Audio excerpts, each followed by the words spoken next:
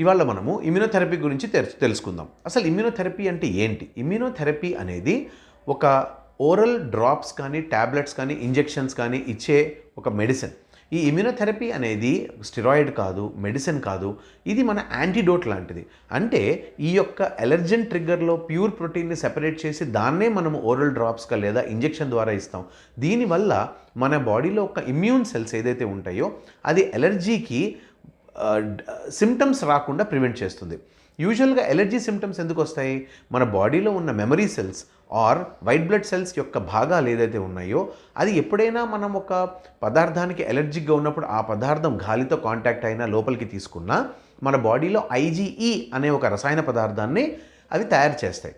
ఈ తెల్ల రక్త కణాలు ఎప్పుడైతే ఈ ఐజీఈ అనే ఒక ఎంజైమ్ని క్రియేట్ చేస్తాయో దానివల్ల మనకి సిమ్టమ్స్ అన్నీ కూడా వస్తాయి.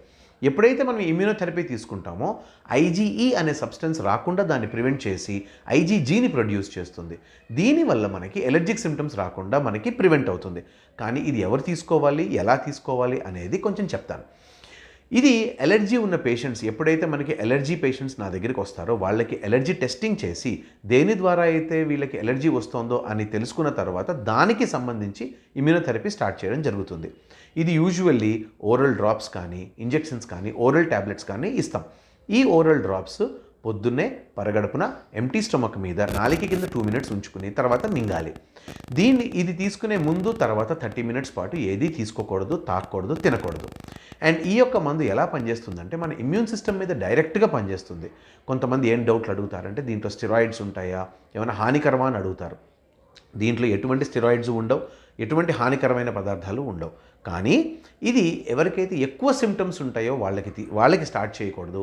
అండ్ ప్రెగ్నెంట్ ఉమెన్లో కొత్తగా స్టార్ట్ చేయకూడదు. కానీ ఇది ఎంత సేఫ్ అంటే ప్రెగ్నెంట్ ఉమెన్ ఏదైతే ముందుగానే వాళ్ళు ఇమ్యూనోథెరపీ స్టార్ట్ చేసి ఉంటారో వాళ్ళకి మాత్రం మనం డిస్కంటిన్యూ చేయక్కర్లేదు, వాళ్ళకి మనం కంటిన్యూ చేయొచ్చు. దీంట్లో స్టెరాయిడ్స్ కానీ అలాంటి పదార్థాలే ఉండవు.